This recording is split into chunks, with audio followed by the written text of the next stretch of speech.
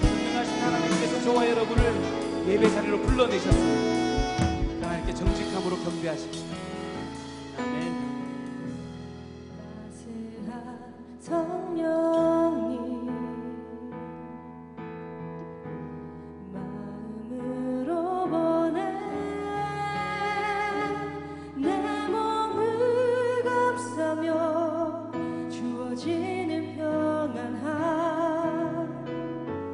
만족함을 느끼네. 사랑과 진리의 영이신 나의 하나님, 사랑과 진리의 한 줄기 빛 보내 내 몸을 감싸며 주어지는 평안함 그 사랑을 주님이 부르신 이곳에서 부르신 곳에서 나는 예배하네. 어떤 상황에도 나는 예배하네. 부르신 곳에서 나는 예배하네. 어떤 상황에도 나는 예배하네. 다시 한 번 더요. 사랑과 진리의 영이신 주님을 기대하며 사랑과 진리의 한 줄기 빛을 보기를 소망하며 한 줄기 빛 보내 내 몸을 감싸며 주어지는 평안함 그 사랑을 우리 간절함으로 고백합시다. 부르신 곳에서 나는 예배하네.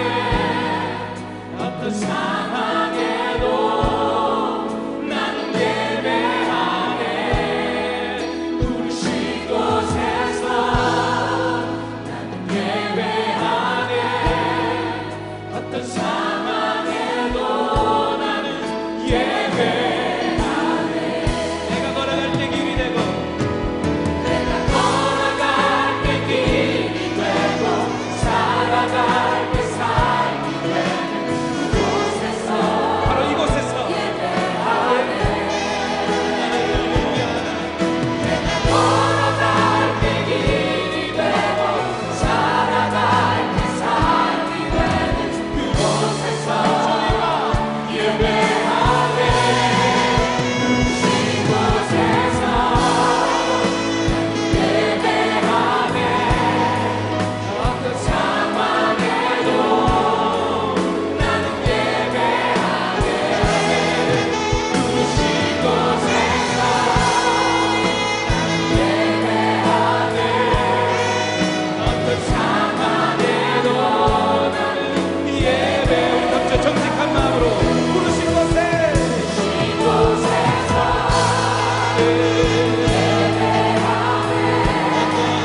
어떤 상황에도 나는 예배하네. 부르신 곳에서 나는 예배하네. 어떤 상황에도 우리 다시 한 번만 더요. 여러분 정직한 마음으로 진실된 고백으로 부르신 곳에서 주님만 예배합니다. 어떤 상황에도 나는 예배하네. 부르신 곳에서 나는 예배하네. 어떤 상황에도 나는 예배하네. 어떤 상황에도 나는 예배하네. 정직함으로 어떤 상황에도 나는 우리가 전심으로 그 하나님을 신뢰하며 그 하나님만 경배하고 예배하기를 결단합니다. 주님 홀로 높임을 받으시옵소서.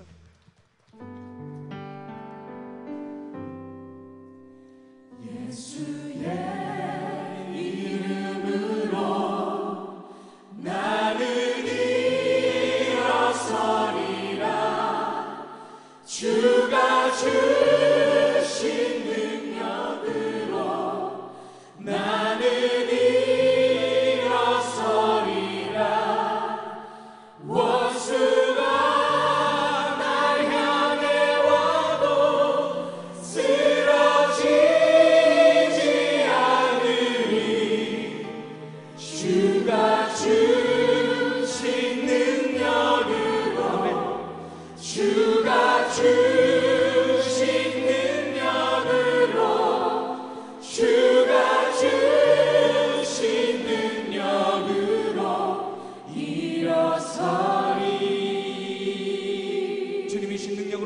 되기를 소망합니다.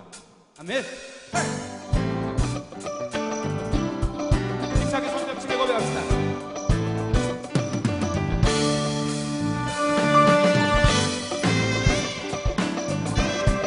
어떤 어려움이 와도 주님만 따라가겠습니다.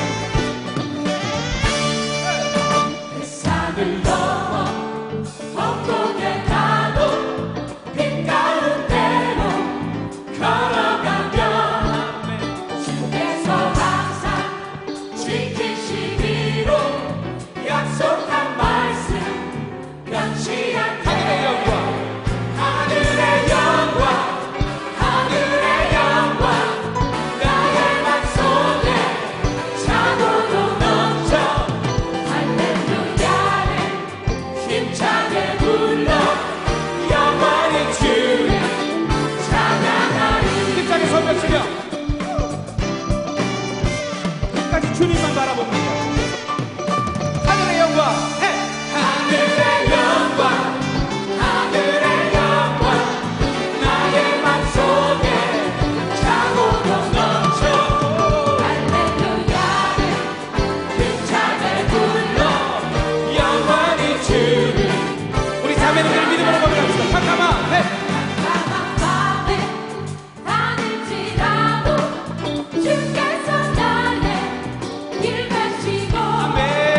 나에게 밝은 빛이 되시니 길 잃어버린 형제님들, 황변은 영원한 들이 마음의 바다, 명랑한 천국 바라보고 할렐루야를 힘차게 불러 날마다 빛에 어떻게 걸어가리. 아멘.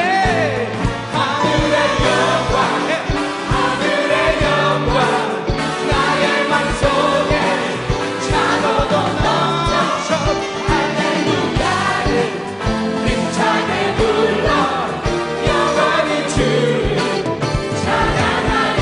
아멘. 하늘의 영광 나의 맘속에 차고도 넘쳐 할렐루야를 아멘. 힘차게 불러 영원히 우리 믿음으로 선포합시다. 찬양하리. 하늘에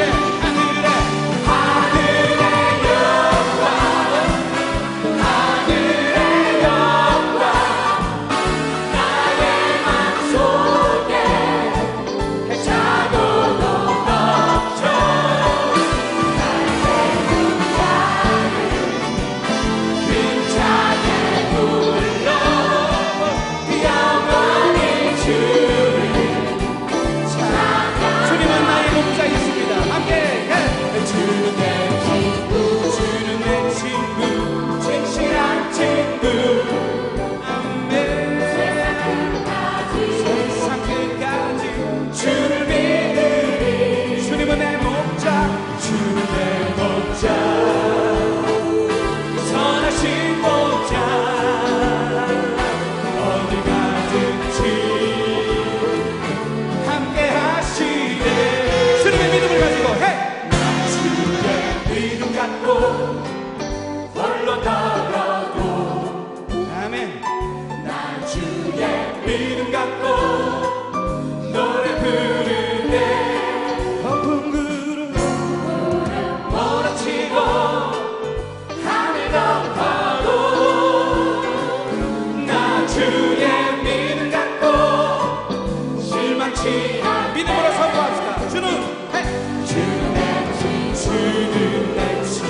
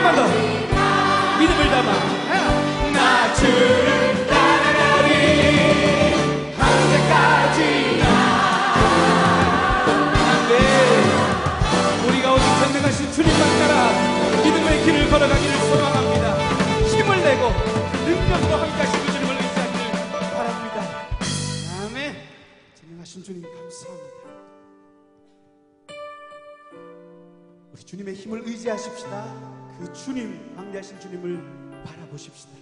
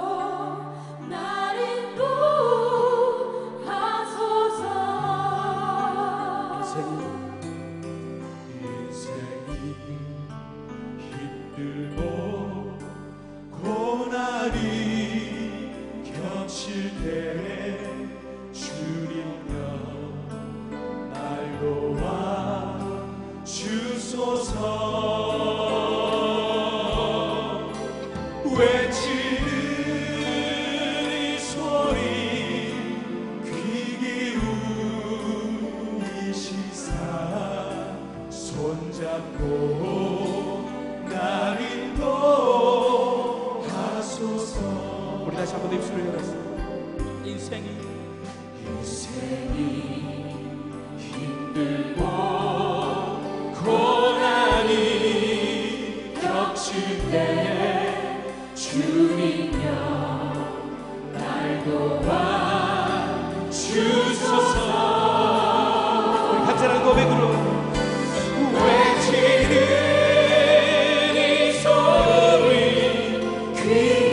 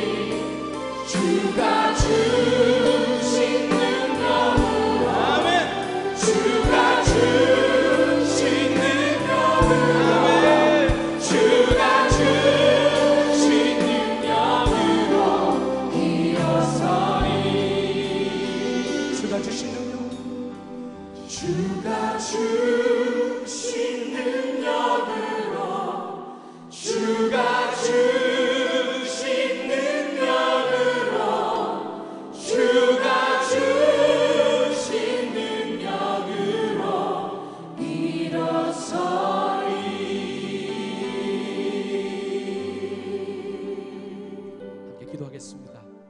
우리와 함께 하시는 하나님 엘샤다이 전능하신 하나님이십니다. 그 전능하신 하나님께서 불꽃 같은 눈동자로 우리 한 주간의 삶, 우리의 인생을 책임져 주셨습니다. 우리 그 주님께 감사의 기도를 드리십시다.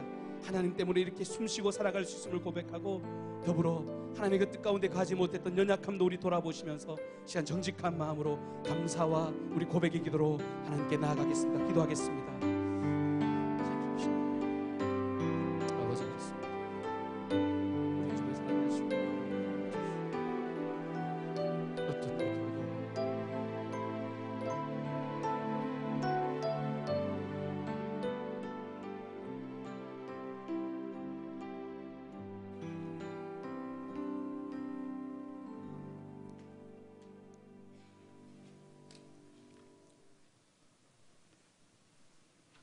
사랑이 하나 쓰신 하나님 아버지,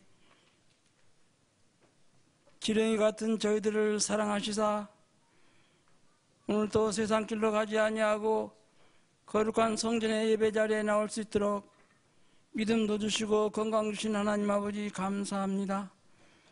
그런즉 너희가 먹든지 마시든지 무엇을 하든지 다 하나님의 영광을 위하여 살으라고 말씀하셨지만은 저희들 연약한 육신을 입은 저희들 하나님 말씀대로 순종하지 못하였습니다. 지은 죄를 하나님 아버지께 다 내어놓고 회개하고 자복하기를 원합니다.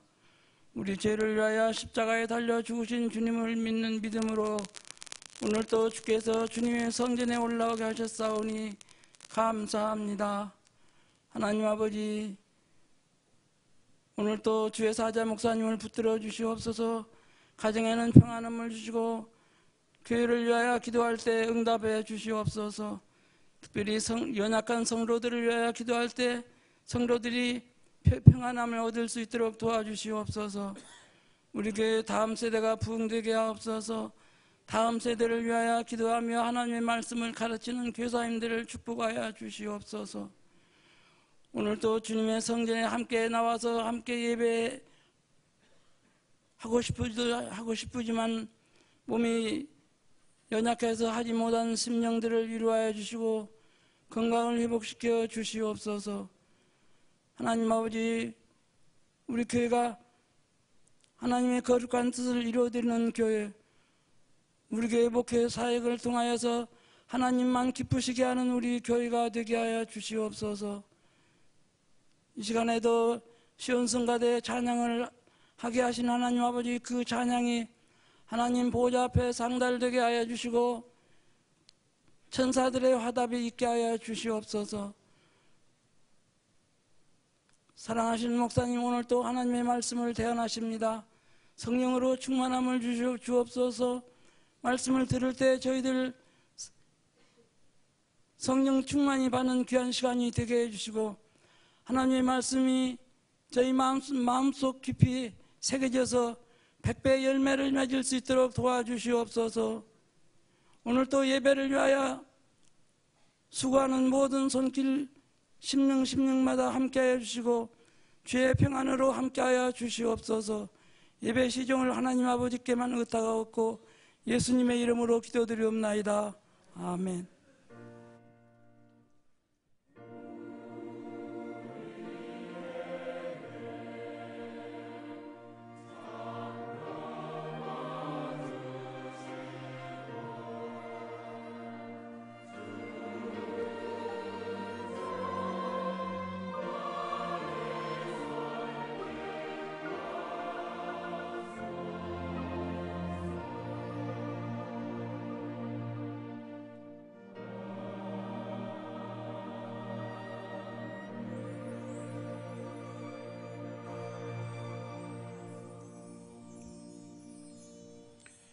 이 시간 선포되는 하나님의 말씀은 마태복음 14장 22절로 33절까지의 말씀입니다.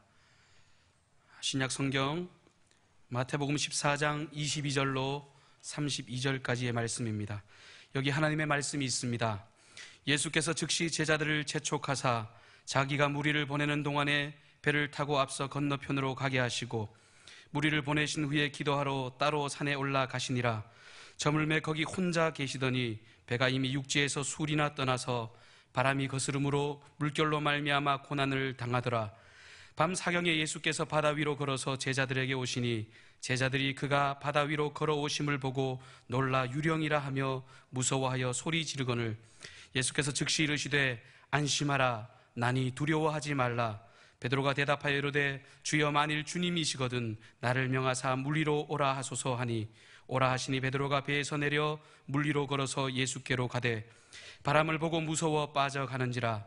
소리질러 이르되 주여 나를 구원하소서 하니 예수께서 즉시 손을 내밀어 그를 붙잡으시며 이르시되 믿음이 작은 자여 왜 의심하였느냐 하시고 배에 함께 오르심에 바람이 그치는지라. 배에 있는 사람들이 예수께 절하며 이르되 진실로 하나님의 아들이로소이다 하더라. 아멘.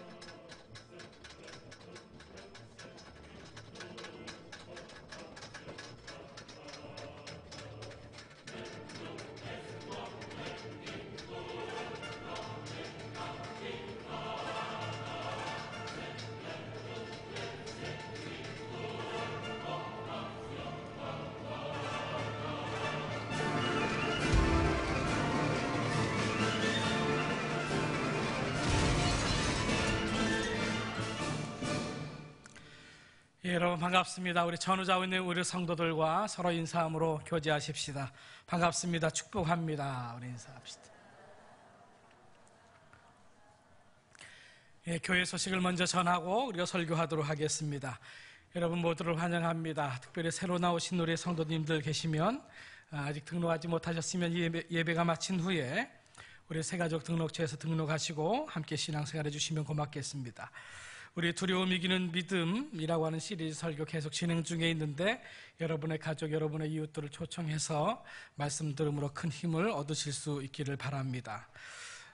우리 오늘 오후 찬양 예배는 여전도의 연합회 헌신 예배로 드립니다. 다음 주일은 설 명절이기 때문에 오전 예배는 그대로 드립니다만은 오후 찬양 예배는 우리 가정 예배로 대신합니다. 우리 가정 예배 순서지가 우리 로비에 준비되어 있고 또 홈페이지에도 자료실에 있습니다. 여러분 필요한 대로 쓰시면 되겠습니다.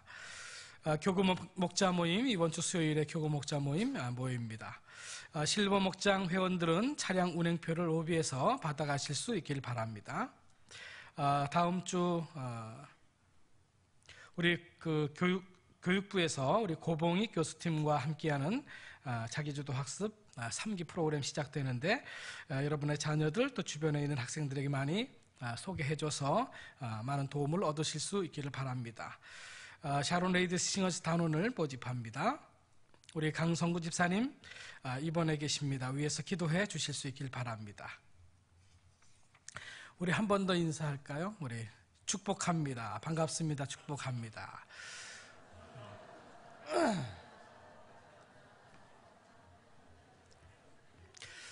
모든 사람은 다양한 그 종류의 두려움을 가지고 사는 것 같습니다. 원시대 때는 큰 동물이라든지 이 자연에 대한 두려움이 사실 있었습니다. 현대에 와서는 심리학자들이 분류할 수도 없을 만큼 많은 종류의 두려움을 가지고 삶을 사는 것이 우리의 모습일 수 있습니다. 대인관계 속에서 사람들이 나를 인정해주지 않고 나를 무시하는 삶을 무시당하면 어떻게 할까라고 하는 그런 그 두려움이 우리에게 있습니다. 재정적으로 부족해서 우리의 삶이 불편할 뿐만 아니라 더 나아가서 비참한 삶으로 나아가는 것은 아닐까라고 하는 두려움이 우리에게 또한 있을 수 있습니다. 자녀들의 미래에 대한 두려움, 또 실직에 대한 두려움, 여러 가지 많은 두려움들이 우리에게 있습니다. 2002년도에 미국에서 설문조사를 했습니다. 당신들이 인생 가운데 삶을 사는데 가장 두려운 일이 무엇인가? 라고 하는 그런 그 설문조사를 했는데 3위가 뭐냐면 불에 타 죽는 것이라고 하는 것입니다. 인생 가운데 가장 두려운 일, 불에 타 죽는 일, 이것이 가장 두려운 일이라는 거죠. 두 번째로는 물에 빠져 죽는 것이라고 하는 것입니다. 두 번째 두려움. 그리고 첫 번째, 좀 의외입니다만은 여러 사람 앞에서 이야기하는 것, 이게 가장 두려운 일이다. 제가 지금 얼마나 두려운지 여러분 아시겠어요? 여러 그 두려움이 우리에게 사실 있습니다. 서구 심리학자들이라든지 서양의 의사들, 정신과 의사들을 보게 되면 동양 사람들, 특별히 한국 사람들을 보게 되면 좀 정서적으로 좀 더 문제가 있는 것은 아닌가. 대부분 그렇게 보는 경향이 있습니다. 너무 다른 사람들의 눈치를 많이 보면서 삶을 사는 것이 우리 동양 사람들, 또 우리 한국 사람의 모습일 수 있습니다. 너무 두려워하는 것이 많이 있습니다. 동서양의 문화 차이가 있고 또 비슷한 부분이 많이 있습니다만은 우리는 그 수에 대한 그 두려움도 있죠. 사자 같은 거. 이것은 죽을 사자가 연상이 돼서 사자라고 하는 수를 그렇게 별로 좋아하지를 않습니다. 그래서 호텔이라든지 때로는 병원에 가게 되면 4층인데 4층이라고 쓰진 않습니다. 5층 이렇게 쓰고 아니면 영어로 표기를 한다든지 그렇게 합니다. 한 번은 2008년도에 박모 씨라고 하는 분이 광주에서 4층 빌라를 임대를 했습니다. 그런데 사자가 이게 기분이 나쁘니까 그 문 앞에도 502호 이렇게 써 있는 것입니다. 4층인데. 그래서 이분이 이 건물 등기부상 402호에 입주한 이 박 씨라고 하는 분이 임대차 계약을 맺으면서 계약서에 502호로 기록을 했습니다. 현관문 앞에도 502호로 적혀 있고 그래서 그대로 그냥 계약서에 그렇게 적은 것입니다. 또 동사무소에 전입신고를 할 때도 주민등록상의 주소도 바꾸어 넣습니다. 그 계약서의 확정일자도 받아놓은 것이죠. 근데 문제가 생겼습니다. 뭐냐면 그 건물주가 금융기관에 빌린 돈을 갚지 않아서 건물이 경매로 넘어가면서 문제가 생겼습니다. 경매 절차가 진행되면서 이 박 씨라고 하는 이분은 임차인으로서의 권리를 주장했습니다마는 낙찰금 배당에서 제외됐다고 하는 것입니다. 왜냐하면 등기부상의 호수와 주민등록상 호수가 달랐기 때문이었습니다. 박 씨는 이 현관문 우편함에도 502호라고 적혀 있어서 이대로 전입신고를 할 수밖에 없었다. 그래서 이 주소로 이제 이 확정일자도 받아놓을 수밖에 없었다. 그리고 우리 문화가 이 4자라고 하는 이 숫자가 들어가면 좋지 않다는 이 동양적인 미신 때문에 이 500단위 호수를 등록한 것인데 이거 인정해줘야 되는 것은 아니냐, 현실적으로 받아들여줘야 되지 않느냐 소송을 냈습니다마는 패소했다고 하는 사실입니다. 그래서 보증금을 떼었다고 하는 것이죠. 한국 사람들은 많은 두려움을 가지고 있습니다. 이 수에 대한 두려움이 있죠. 부동산 사무실에 가보니까 그 부동산 사무실의 달력에 보니까 이사 가기 좋은 날이라고 하는 이 인쇄가 돼 있어서 달력이 나오더라고요. 그러니까 길일에 이사해야 된다는 거죠. 아무 날짜에나 이사를 했다가는 또 무슨 일이 생기면 어떻게 할까라고 하는 이 두려움이 있습니다. 결혼식도 마찬가지죠. 아무 달 아무 날에만 결혼했다가는 이게 좀 문제가 생길 것 같아서 길일, 좋은 날을 선택해서 결혼을 하곤 하는 것이 우리의 모습일 수 있다는 사실입니다. 이처럼 우리는 많은 두려움을 가지고 있습니다. 수에 대한 두려움, 여러 가지 많은 두려움을 가지고 있습니다. 미신이나 우상숭배, 더 나아가서 종교는 어떻게 보면 이 인간의 두려움 때문에 생겨난 것이다, 이렇게 볼 수 있습니다. 우리는 왜 두려워하는 것일까요? 우리는 왜 무서워하는 것일까요? 오늘 본문의 말씀을 보게 되면 예수님의 제자들이 갈릴리 호수를 향해서 이제 항해합니다. 근데 풍랑을 만납니다. 그때 예수님께서 풍랑을 만나서 고난당하고 있는 이 제자들의 모습을 보게 됩니다. 그래서 물 위를 걸어서 그들을 구원하기 위해서 그 배로 예수님께서 걸어가십니다. 근데 제자들이 물 위로 걸어오는 예수님을 보고 유령인 줄 알았습니다. 그래서 무서워 떨고 있습니다. 왜 우리가 두려워하는가? 착각하는 거죠. 예수님이신데, 그들을 돕기 위해서 다가가는 예수님이신데 유령으로 착각하는 것입니다. 착각합니다. 자기 멋대로 추측합니다. 전혀 나쁜 일이 아닙니다. 4자라고 하는 숫자가 나쁜 숫자가 아닙니다. 근데 이 4자가 죽을 4자하고 연상이 된다고 해서 착각하는 거죠. 혼자 예상하고 추측하고 상상하고 이런 일이 벌어지면 어떻게 될까? 이런 일이 생기면 어떻게 할까? 상상하고 혼자 소설 씁니다. 그러니까 두려움이 생기는 것이죠. 그래서는 안 됩니다. 자, 예수님께서 두려워하지 말라, 내니 두려워하지 말라 말씀합니다. 베드로가 만일 주님이시거든 나로 하여금 이 물 위를 걸어서 예수님에게 가게 해 주십시오 요청합니다. 그러니까 예수님께서 오라 그럽니다. 베드로가 물 위를 걸어서 예수님을 바라보고 나아갑니다. 근데 그 순간에 또 바람이 붑니다. 바람을 바라보니 그만 믿음이 흔들려서 물에 빠지게 됩니다. 예수님께서 뭐라고 말씀하십니까? 왜 의심하느냐 이 믿음이 작은 자야. 왜 우리에게 무서움, 왜 우리에게 두려움이 생기는가? 왜 우리가 물에 빠질 수밖에 없는가? 의심하기 때문입니다. 믿음이 작아서. 결국 믿음의 문제입니다. 왜 우리가 두려움의 삶을 살고 있는가? 작은 믿음을 가지고 있기 때문이다. 그렇게 예수님께서는 말씀하고 있는 것입니다. 자, 그렇다면 오늘 본문을 통해서 우리 예수님께서 우리가 어떤 믿음을 가지게 될 때 두려움을 이기는 삶을 살 수가 있는가? 우리에게 무엇이라고 말씀할까요?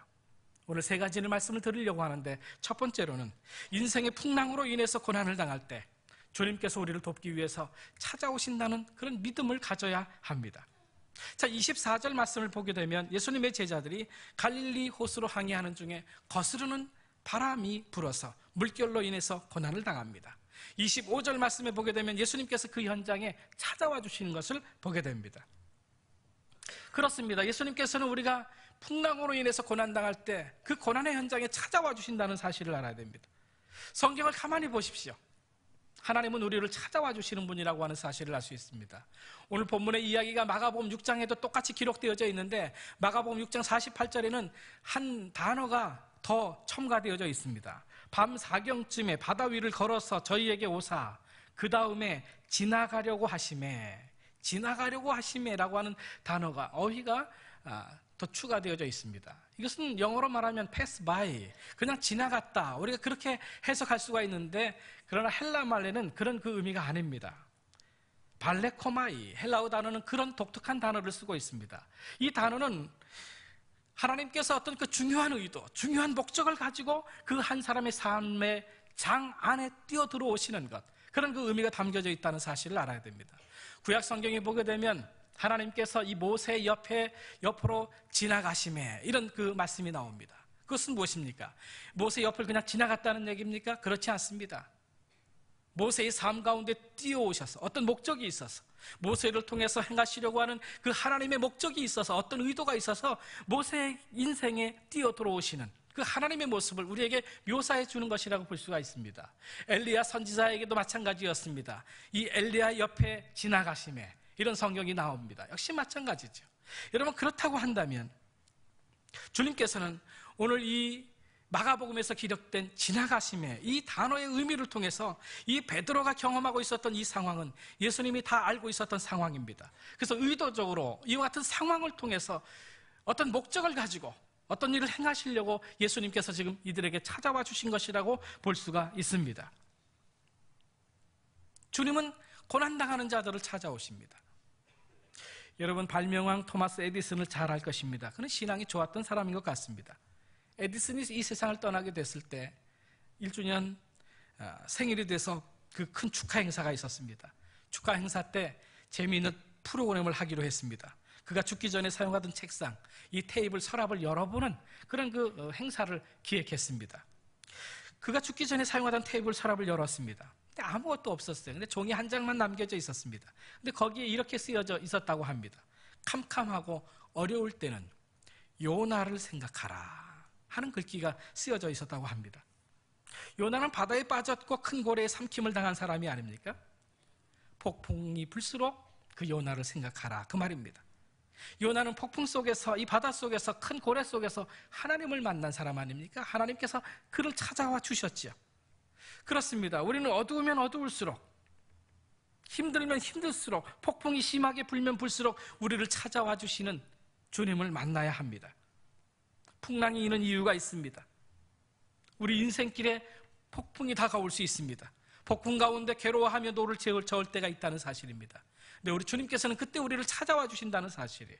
제자들을 외면하지 않았습니다. 요나도 하나님께서 외면하지 않았습니다. 폭풍을 만났을 때 하나님께서는 선악과를 먹고 도망가고 있는 이 아담과 하와를 그냥 버리지 않았어요. 그냥 두지 않았습니다.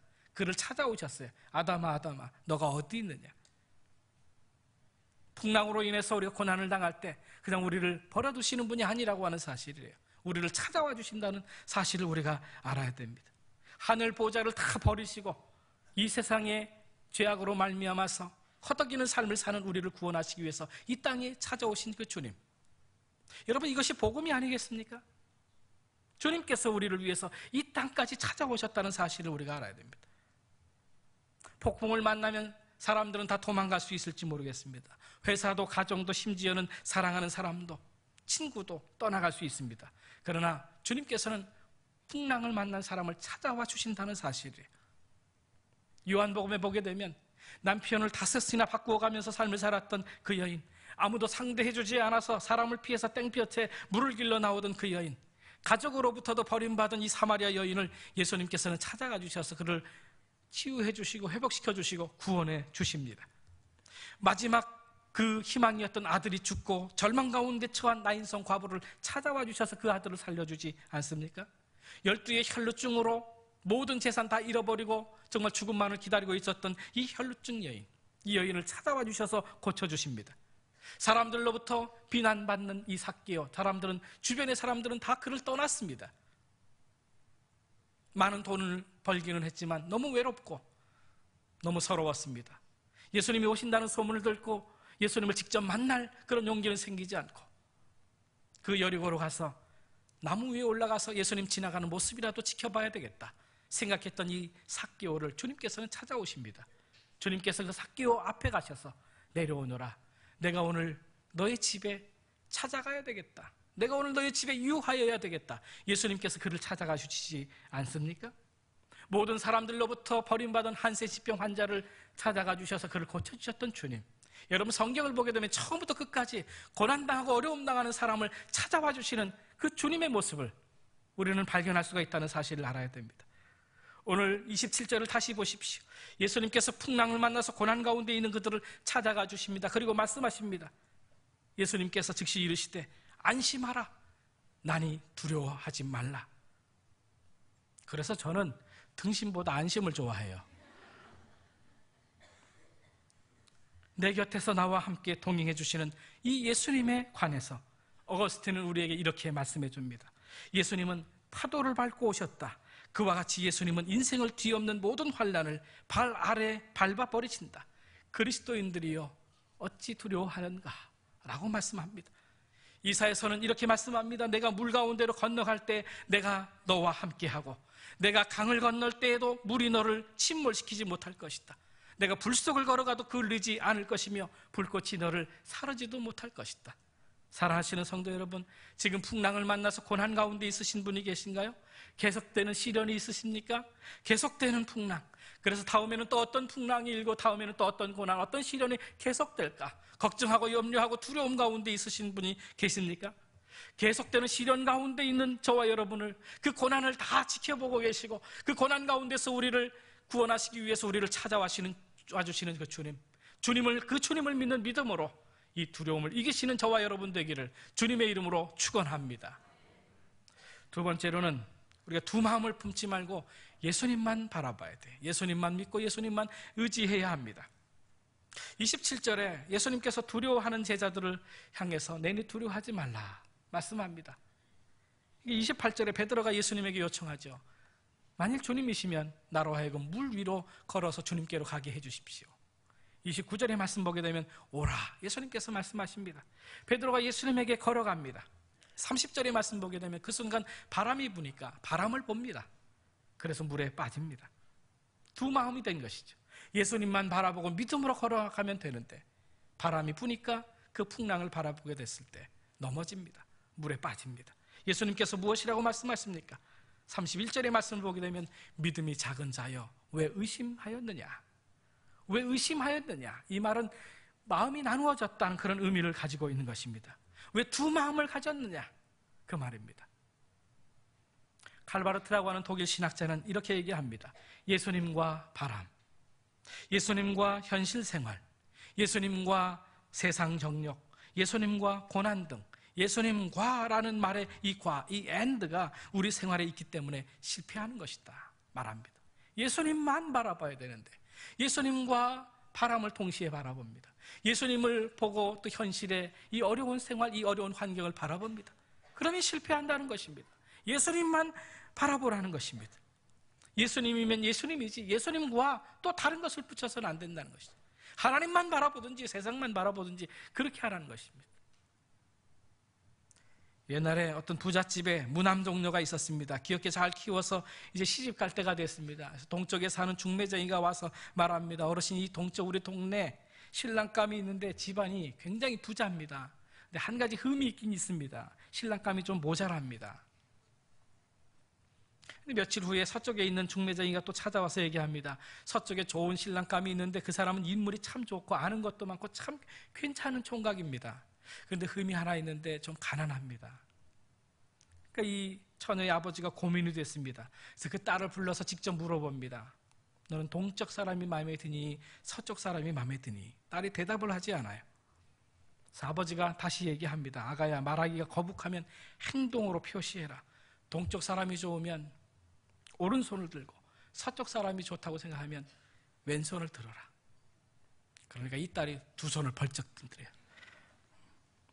놀라는 아버지가 아가야, 도대체 어찌 된 일이냐 물으니까 동쪽 사람은 사람이 좀 모자라지만 돈이 많으니까 동쪽에 가서 그 사람 집에 가서 밥을 먹고, 서쪽 사람은 가난하지만 사람이 똑똑하니까 잠은 서쪽 집에서 자겠습니다. 여기서부터 동가식 서가숙이라고 하는 말이 유래했다는 거죠. 여러분, 우리 신앙인 가운데도 그럴 수 있습니다. 동가식 서가숙 신앙인이 있을 수 있습니다.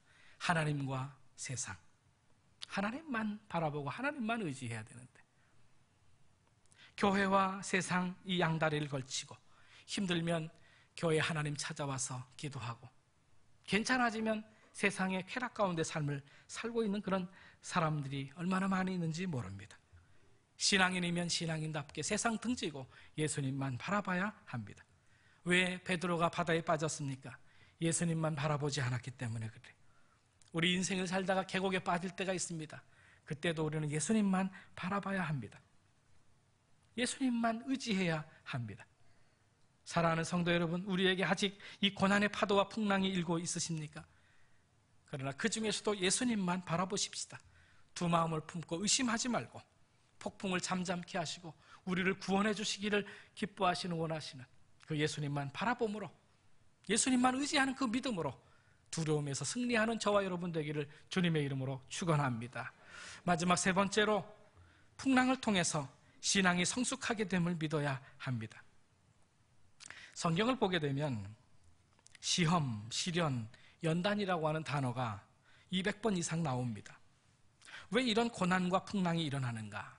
간단하게 정리를 해볼 수 있습니다. 첫 번째로는 뭐냐면 우리가 주님을 불순종하기 때문에 풍랑이 일 수 있습니다. 요나 같은 경우입니다. 요나가 하나님 앞에 불순종합니다. 너는 니느웨로 가서 하나님의 말씀을 쳐서 외쳐라 라고 명령했는데 그 말씀에 불순종해서 니느웨로 가는 것이 아니라 다시스로 갑니다. 다시스로 가던 그 배가 풍랑을 만나게 되죠. 우리가 하나님의 말씀 앞에 불순종하게 될 때 풍랑이 있을 수 있다는 사실을 알아야 됩니다. 두 번째 경우는 다른 사람이 불순종하기 때문에 그 공동체가 풍랑을 만납니다. 사도행전 27장의 말씀을 보게 되면 로마 군인들이 사도 바울의 충고를 듣지 않습니다. 사도 바울을 통한 이 하나님의 말씀에 순종하지 않습니다. 그래서 그대로 로마로 항해를 하다가 유라굴로라고 하는 대광풍을 만납니다. 여러분, 그렇습니다. 다른 사람의 불순종 때문에 그 공동체가 큰 풍랑을 만날 수 있다는 사실이에요. 내 잘못 때문에 우리 교회 공동체가 풍랑을 만나게 해서는 안 됩니다. 우리의 잘못 때문에 이 민족 공동체가 풍랑을 만나게 해서는 안 될 것입니다. 마지막 세 번째 이유가 있습니다. 그건 뭐냐면 주님께 순종함으로 고난을 당할 수 있다는 사실이에요. 주님 앞에 순종했는데도 풍랑을 만날 수 있다는 사실입니다. 이것이 바로 오늘 본문의 이야기죠. 마태복음 14장의 말씀을 보게 되면 예수님께서 오병이어의 기적을 일으킵니다. 그래서 많은 사람들이 그 기적을 보고 놀랍니다. 그리고 저 예수님을 우리나라의 이 이스라엘의 왕으로 추대해야 되겠다 하는 움직임이 보입니다. 그래서 예수님께서는 이 땅에 어떤 그 이스라엘의 정치적인 메시아, 경제적인 메시아, 왕으로 오신 것이 아닙니다. 온 인류의 죄를 담당하시고 온 인류를 위해서 십자가에서 대속의 사역을 감당하기 위해서 오신 분이기 때문에 그것을 거절하죠. 그래서 피신하려고 합니다. 그래서 먼저 제자들에게 배를 타고 갈릴리 호수 저편으로 건너가라 라고 명령하십니다. 그 명령에 그 말씀 앞에 제자들은 그대로 순종했음에도 불구하고 풍랑을 만나는 것을 보게 됩니다. 여러분, 그렇습니다. 우리가 믿음으로 순종하지 않아서 고난을 당하기도 하지만 믿음으로 순종함에도 불구하고 고난을 만날 수도 있다는 사실을 우리가 알아야 합니다. 자, 믿음으로 우리가 고난을 순종함에도 불구하고 고난을 당하는 이유, 그럴 때 주님께서 우리에게 주시는 유익은 무엇인가? 우리의 믿음을 더 견고케 하신다는 사실을 우리가 알아야 됩니다. 자, 이 예수님의 제자들이 갈릴리 호수를 건너갑니다. 예수님의 말씀에 순종하다가 그 건너가다가 풍랑을 만납니다. 그런데 결국 어떻게 됩니까? 오늘 본문 결론의 말씀 33절에 있는 말씀을 보게 되면 예수님께서 풍랑을 잔잔케 하시고 하는 그 모든 것을 보면서 예수님은 진실로 하나님의 아들이었다. 그들은 그렇게 고백하고 있습니다. 최고의 신앙 고백이라고 볼 수 있습니다. 최고의 믿음인 것입니다. 우리는 그래서 인생의 그 어떤 험난한 풍랑 앞에서도 두려움 대신에 이 믿음을 가져야 됩니다. 두려움을 이길 수 있는 믿음, 그것은 예수 그리스도에 대한 믿음입니다. 예수님이 하나님의 아들이시다 하는 믿음을 가져야 됩니다. 마태복음 14장에는 두 가지 기적이 소개되어 있습니다. 전반부에는 오병이어의 기적이 소개되어 있습니다. 그래서 우리의 부족한 것을 채워주시는, 공급해주시는 이 프로바이더, 공급자로서 예수님을 묘사해주고 있습니다. 오늘 본문의 말씀은 이 풍랑 속에서도 우리를 돌보시는 이 프로텍터, 우리를 보호해 주시는 보호자로 우리를 소개해주고 있는 것을 보게 됩니다. 베드로는 물속으로 빠져가던 긴박한 정황 가운데서 예수님의 손을 붙잡습니다. 예수님의 손을 꽉 붙드는 그런 믿음을 갖게 됐을 때 곧바로 풍랑이 잔잔해집니다. 즉각적인 평안이 찾아옵니다. 모든 제자들이 이 예수는 참으로 하나님의 아들이다 라고 하는 믿음의 고백을 하게 됩니다. 그렇습니다. 주님께서 주님의 말씀에 순종함에도 불구하고 풍랑이 일게 하는 것은 무엇입니까? 우리의 믿음을 견고케 하기 위함입니다.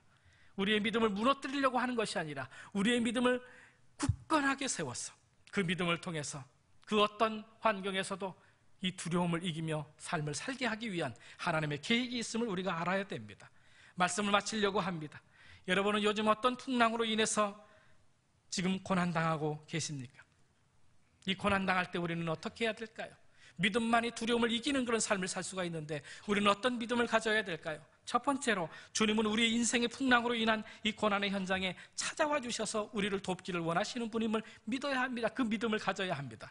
두 번째로는 우리는 의심해서 두 마음을 가질 것이 아니라 그 어떤 풍랑 가운데서도 예수님만을 바라보고 예수님만을 믿고 의지하는 그런 믿음을 가져야 합니다. 세 번째로는 내가 지금 당면하고 있는 이 풍랑은 우리의 믿음을 퇴보시키려는 것이 아니라 우리의 믿음을 더 견고케 해서 그 믿음으로 승리의 삶을 살게 하시고자 하시는 하나님의 뜻이 있음을 알아야 합니다.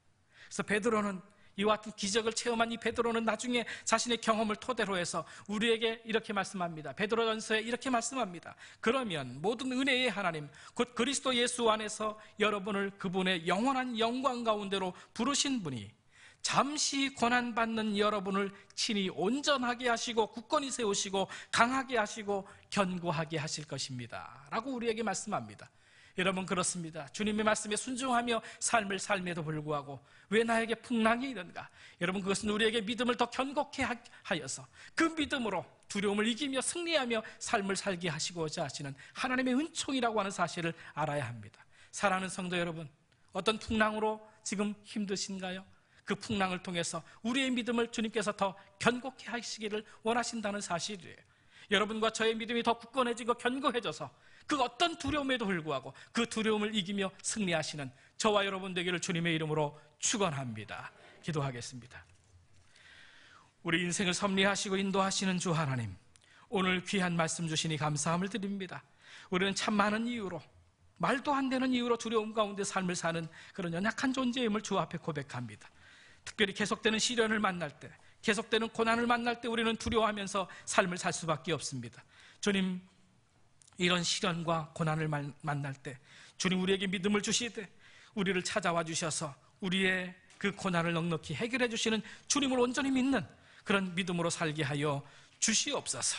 풍랑이 일 때 그 풍랑 바라보는 것이 아니라 주님만 더욱더 바라보고 주님만 더욱더 의지하게 하여 주옵소서.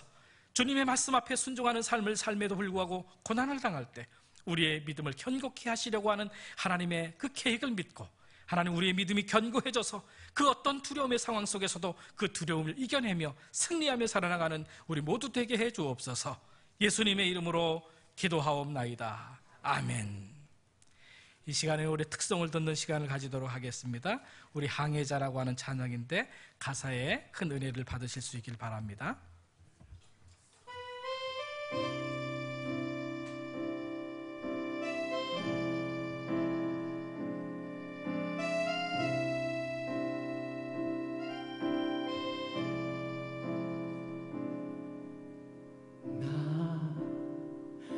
비로소 이제 깊고 넓은 바다한다. 비바람에 떨고 있는 내 손을 주는 결코 놓치지 않으셨다. 비로소 이제 폭풍우를 뚫고 간다. 비바람에 흔들리는 나약한 나를 잡아주시는 그분은 나의 주님. 주 나를 놓지 마소서.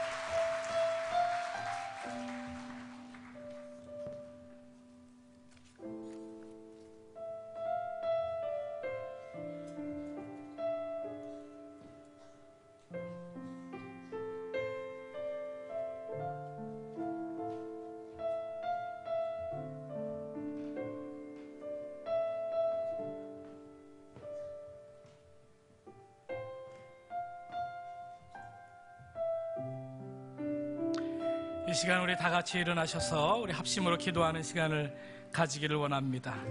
그렇습니다. 우리는 다 인생의 항해자들입니다.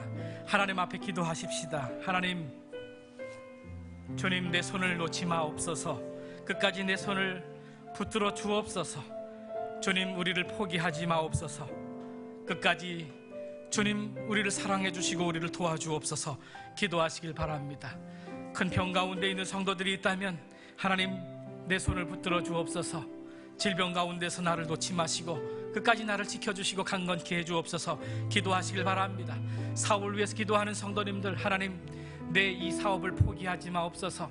내 사업을 통해서 하나님의 선교와 하나님의 영광이 드러날 수 있도록 주여 내 사업을 붙들어 주시옵소서. 기도하시길 바랍니다. 여러분의 가정, 여러분의 자녀들을 위해서 기도하실 수 있길 바랍니다.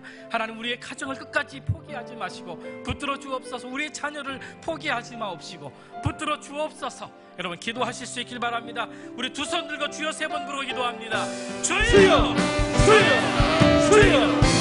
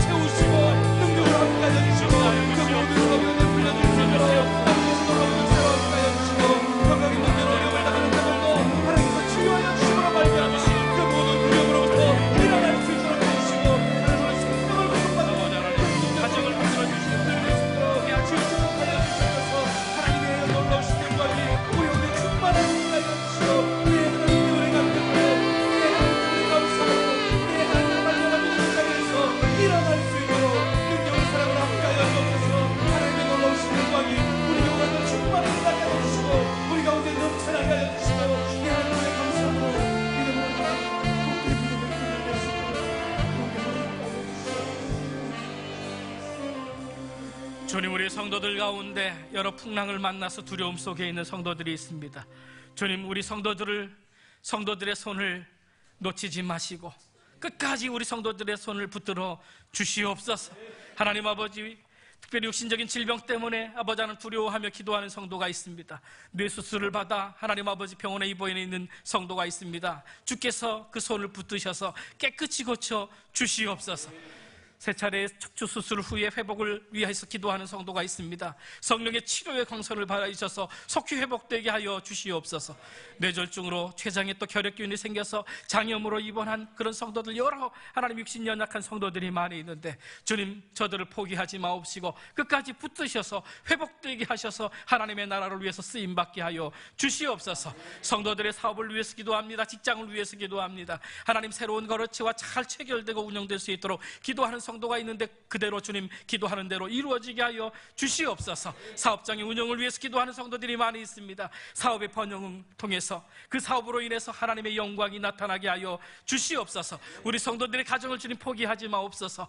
주님, 우리 성도들의 가정을 끝까지 주의 손으로 붙들어 주시옵소서. 우리 성도들의 자녀들을 주님께서 끝까지 그 손을 붙들어 주시옵소서.